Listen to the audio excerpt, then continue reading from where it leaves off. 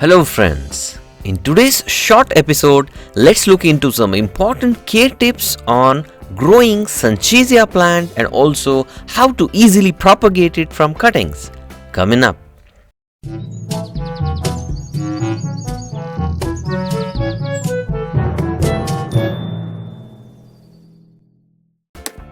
Sanchezia is an evergreen perennial plant in most zones.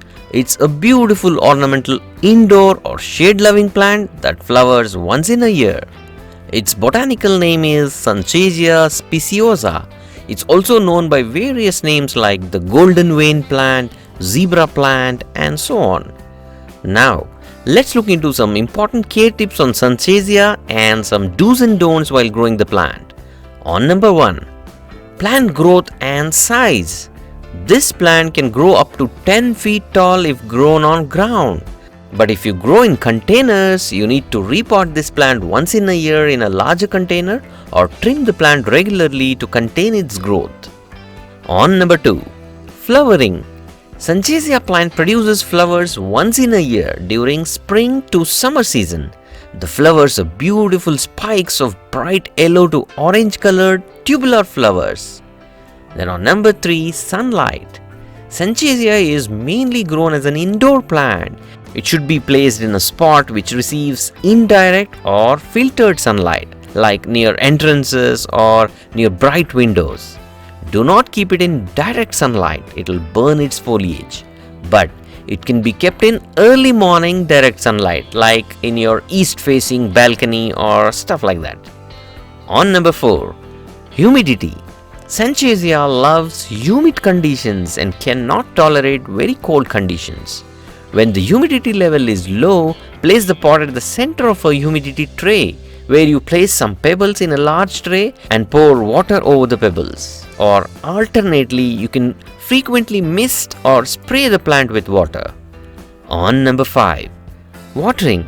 Sanchezia loves moisture for its growth. It needs to be watered regularly if the topsoil dries out quickly, especially in summer season. The watering frequency depends on where you have placed the plant. For indoors, generally watering on alternate days is sufficient in summer season. Usually the plant wilts when it's thirsty, and this is an indication for watering it. You can also use the finger dip method to check the soil moisture before watering. On number 6. Potting soil and pH. It grows very well in a well-draining potting mix with some compost in it. Also, it loves a neutral pH or slightly acidic pH of around 6 to 7, which is good for most plants. Then on number 7, fertilizers.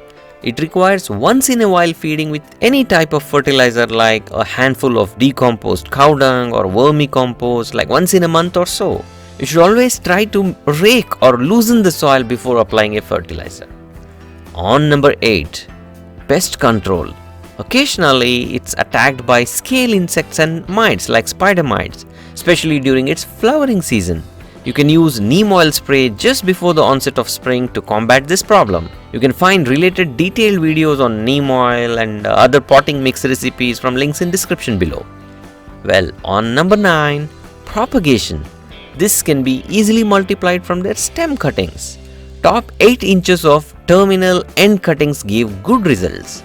You can apply some rooting hormone if you have, and then just insert the cuttings in a well-draining soil. Remember, humidity factor is important even for successful propagation of cuttings. You can cover these cuttings with a polythene cover to maintain humidity levels and also keep the soil moist. So there you have it folks. Please like, share and comment below with your queries and feedback. Consider subscribing if you're new to the channel. Happy gardening!